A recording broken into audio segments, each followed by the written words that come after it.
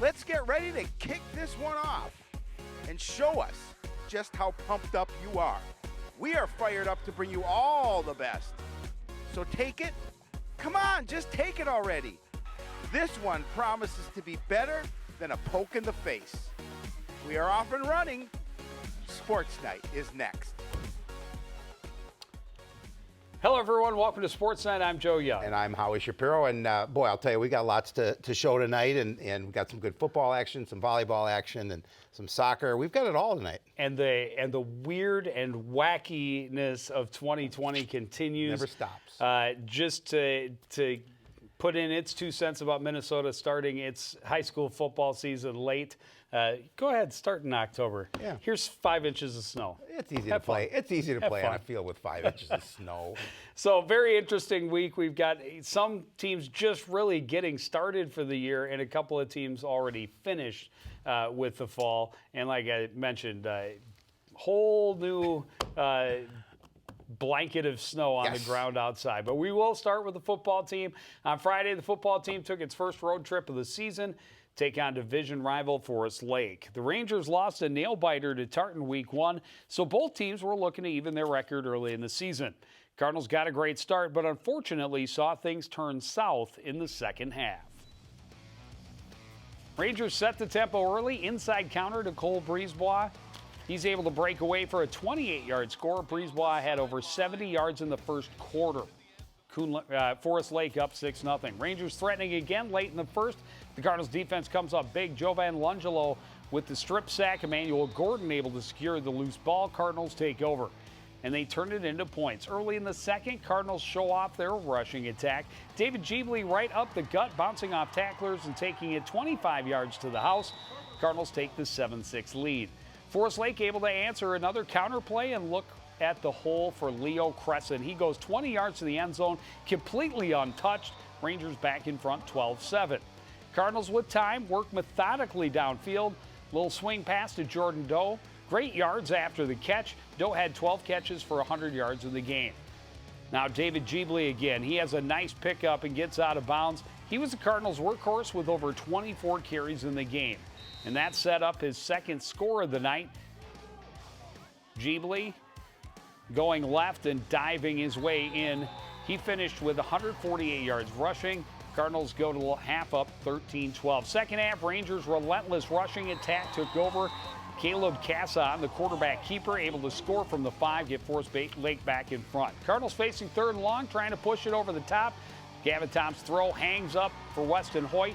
He bobbles it but hauls it in for a pick near midfield.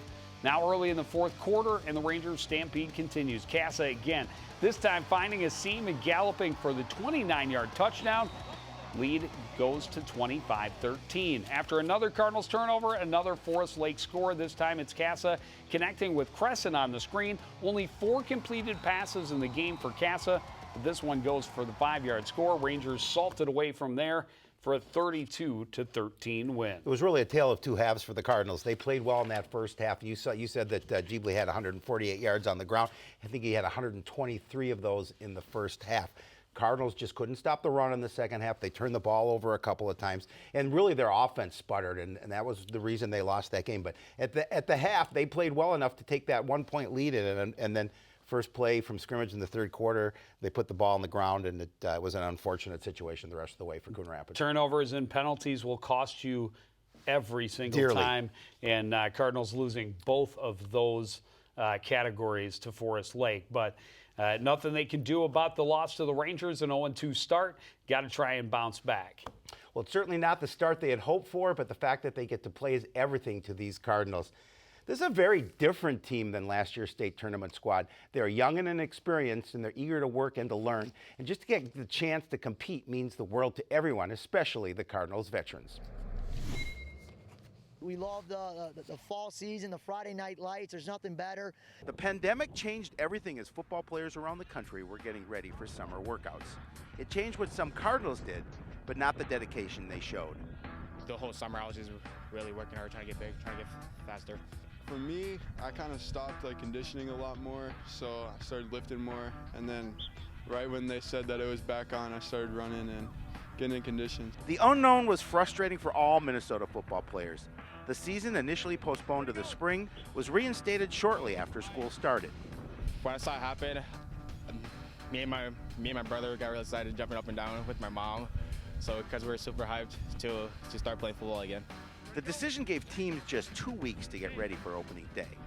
The season was shortened to 6 games, and they had to have additional safety measures in place. The Cardinals adjusted quickly because they knew that's what had to happen if they wanted to play. It made us more determined because we knew that it could be taken from us at any moment. So we just pushed every day, knowing that this could be our last. We trust our boys are making smart decisions. We trust our protocols that we have in place, and we're just excited to be back and for the opportunity to play. The shortened preseason was especially challenging for a Cardinals team looking to fill a lot of very big holes. A lot different. Like, we had a lot of veterans last year, I guess, and then this year we have a really young team, so a lot of inexperience. The veterans stepped up to get those younger teammates up to speed as quickly as possible, because an opening day they weren't sure would ever happen was all of a sudden right in front of them. I was excited. I was ready to play, ready to get back out here with my brothers. It did feel good. As soon as that kickoff went and we got to play in the whistle and actually kind of hit someone and an opposing team, it was fun. It was fun to be back out there. The Cardinals have struggled in their first few weeks, and it's hard to believe they're already a third of the way through their season. But so far, they've been happy with the fight they've given. Even though the score wasn't the best, I would say that we didn't really give up at all. And that was probably the best thing about our team right there. Well, if it's 6 games, great. You know, we'll take those 6 games and we're going to go about it the best that we can. Every week's an opportunity, as I just mentioned, to get better. And we're just going to compete. The Cardinals are prepping as if every game is their last because they know nothing is guaranteed. They're just focused on today, hoping for the best tomorrow. I try not to think about it because it's different. It's totally different than what it should be. But I mean, I just keep my head forward, try to stay positive. And that's all you can do. And for Gavin, he talked about wrestling all summer. Yep. He's the football team, obviously, they'd love to have a chance to go back to a state tournament. But for someone like Gavin, he looks at his winter season, and that was a legitimate shot to be a state champion. Yeah, obviously. Something he just barely missed out on last year. Frustrating for him. So, but like you said, he's staying positive. The whole team is, and blink of an eye, the season is already half over. You talk to people all the time about how quickly your seasons go in high school, and this one going faster than ever. Already a third of the way through the regular season schedule. Cardinals host Spring Lake Park on Friday. They will be at Irondale a week from Friday. Volleyball team last week got their first win against the Osseo Orioles, winning the Battle of the Birds in straight sets, 25-18, 25-8, and 25-19. Becca Masteller with 10 aces. Audrey Anderson led the team with 11 digs. Michaela Wilbur had the most kills with 8. Nicole Post had 3 blocks. And Bella Bresnahan also had 4 kills and 1 block for the Cardinals. Cardinals were at Totino Grace on Monday night with a chance to even their record against the Eagles.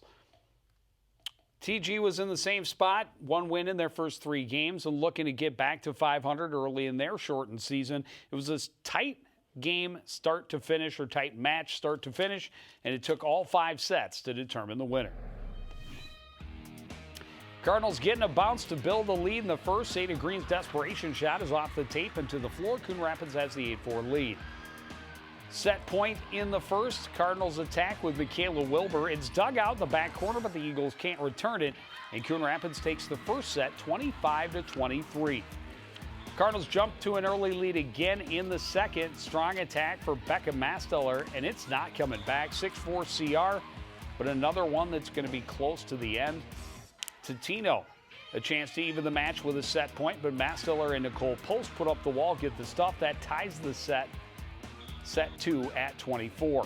Coon Rapids with set point. Celia Delmonico doesn't get the hit she wanted. It's long. Cardinals go 2-0 with a 26-24 win. Third set was streaky. Totino started with 5. Coon Rapids responded with 5. Nicole Post, a winner right there up the middle. It's tight to the end again. Totino able to do just enough to keep the lead down the stretch. Big kill by Alexandra McKeegan helps Totino win the third 25-23. Eagles had the momentum. Cardinals trying to keep pace. Great defense in the middle again by Nicole Post. Coon Rapids still trailing by 6 at that point. Totino forces a fifth and final with the most convincing win of the match. McGeehan's attack partially blocked. Can't be returned. They win 25-20. Tight back and forth through the fifth and final set. Abigail Zaire fires long for the Eagles. It was tied at 8. Each team had a chance at match point, but it's Totino that cashes in. Caroline Pink serves up the ace to give the Eagles the come-from-behind victory. Michaela Wolver just can't handle the spin. Totino takes the fifth set, 16-14. So 4 of the 5 sets decided by 2 points. Yeah, it was definitely 2 evenly matched teams and 2 teams that played each other closely. And it's unfortunate for the Cardinals. You go up 2-0, you think you have the opportunity to close it out. And give credit to the Eagles; they did a really good job of getting back in there and then getting the win. Could have gone either way in that 5th set. Well, I was not able to be there, but I was able to watch most of the match last night, and it was a pretty clean match. Both teams, getting beat rather than beating themselves. Not a lot of service errors, not a lot of hitting errors, but those things for both teams seem to kind of creep up and build more later in the deeper sets. They really did. Well, I will get my first chance to see them in person on Thursday because CTN will be at the Cardinals Fieldhouse, the Roger E. Carlson Fieldhouse, when they host Anoka, and then they will be at Andover next Monday. Swimming and diving team wraps up its season with section tournament action this week. Final duel of the season. Coon Rapids loses to Armstrong 97-81. Megan Schultz grabs a couple of first place finishes, and her 100 backstroke time lowers her existing school record. Josie Ingvoldson took first place off the board. Claire Hartung was right behind in second place. Ella Hacker at a second place in the 200 IM. And a second place finish for the 400 freestyle, but a solid time, sub 4 minutes, as they get set for what will be a very different section tournament. I believe the Coon Rapids Cardinals team will be swimming on Friday. There will be 4 teams at the pool on Friday, 4 teams on Saturday. 1 shot at each event, no prelims. Get in, you run your race. Whoever had the best time at the end of the day is the winner. It makes it very difficult for those elite swimmers because they won't be matched up, right next to the other top swimmers in the section. So hard to see where they are to try and really make sure that they get that top spot. I don't know if you saw David LeVake, Star Trib, posted penned a nice article about Megan Schultz in the Star Trib. Obviously a well-deserved article about all the records that she's achieved over her career, and so it was. I don't know if you had a chance to see it. But I did not. It was very nice. I will have to take a look at that. Well, the cross-country teams competed in the section championships last Thursday, knowing it was the last high school race in 2020. It was a weird year, to say the least, and it was certainly a strange section race. Still, it was a chance they had, and they made the best of it. Only a couple of teams able to compete at a time, so the start of the girls' race is about a quarter of the number of runners from a typical section race, maybe even less. It means the groups are smaller on the course, and the times are probably suffered. The faster runners suffer the most because they don't have the best in the section to try and pace themselves with. Ilse Hoagland ran away from everyone in the wave with a time of 21:31.2, finished 46th. Twin sister and co-captain Zoe was 3rd in the Cardinals wave, and Lila Gilliard was 4th. But they finished 61st and 65th place respectively in the section. The Cardinals' depth pays off. Ash Cotarella finishes strong to take 81st place, and Akela Lowe takes 85th.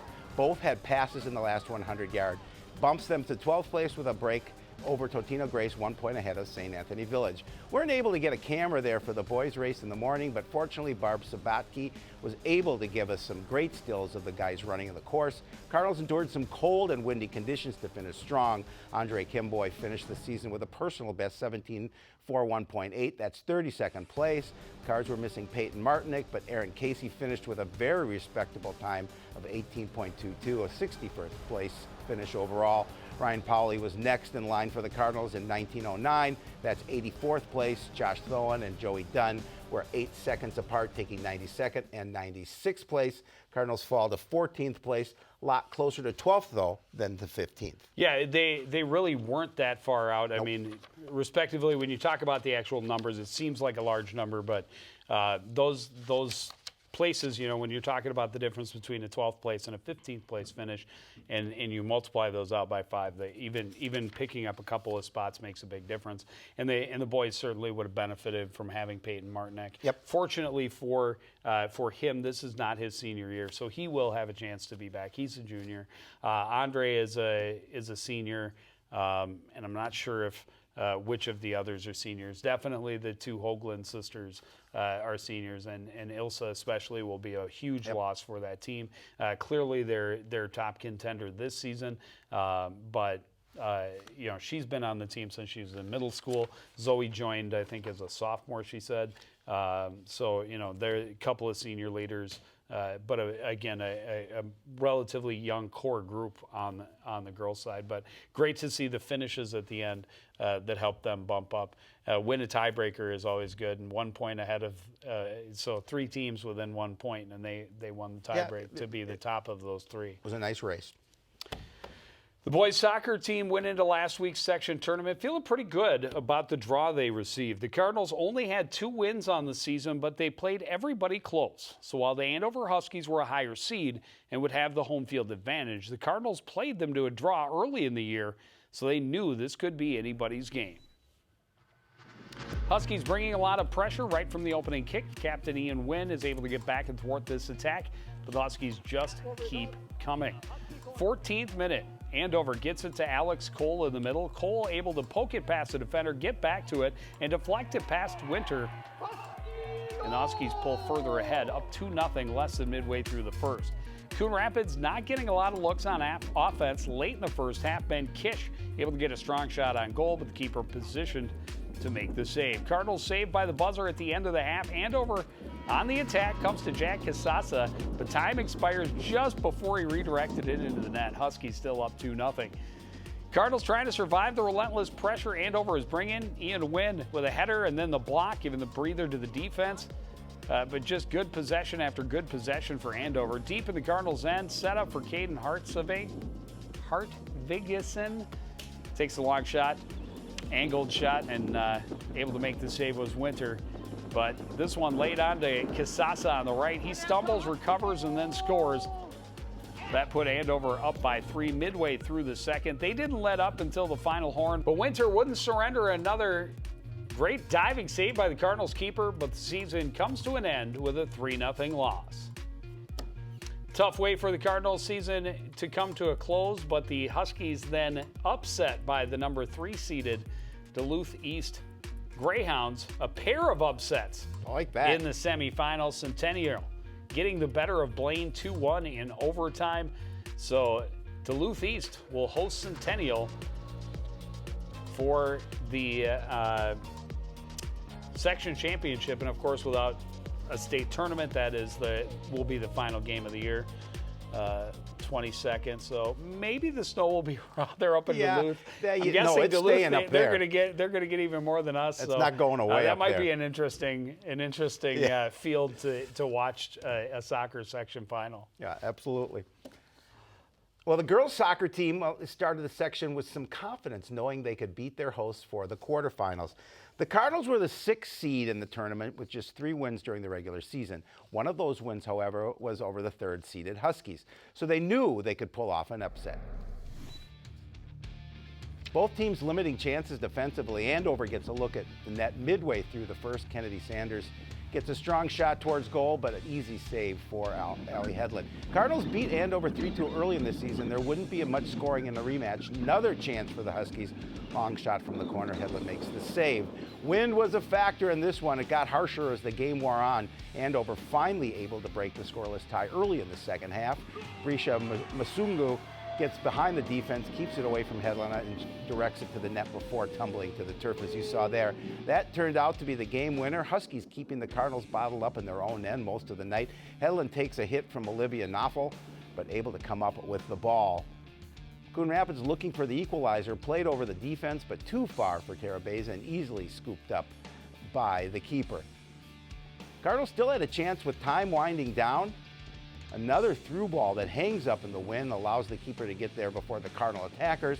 Andover holds on for the 1-0 win to end the Cardinals' season. A tough loss for the Cardinals, knowing that they had beaten them earlier. Yeah, but they played them tight again, just a 1-0 loss at the hands of the third-seeded Huskies. Blaine and Centennial, the top 2 seeds in the girls section, hold, and they will meet for the title game at Centennial on Thursday night at 7 o'clock. So Centennial, you got a chance. There might be snow, there might not be. You never know. What do we know? We know there's 50-50 chance there may be. Well, we know that there's a strong chance there will be snow around the edges of the Cardinal Stadium on Friday night, but we are excited that we will be back there. Before we see the football team in action, we have more volleyball for you on Thursday when the Cardinals host the Anoka Tornadoes at the Roger E. Carlson Fieldhouse. The Spring Lake Park Panthers coming to the complex on Friday night. Watch the game live at 7 o'clock. And then more volleyball on Monday, the 26th, live from Andover. But that's going to do it for this edition of Sportsnight. I want to thank everybody out there for joining us and continuing to support everything we do here at CTN. For the entire crew, including Howie Shapiro, I'm Joe Young, saying goodnight.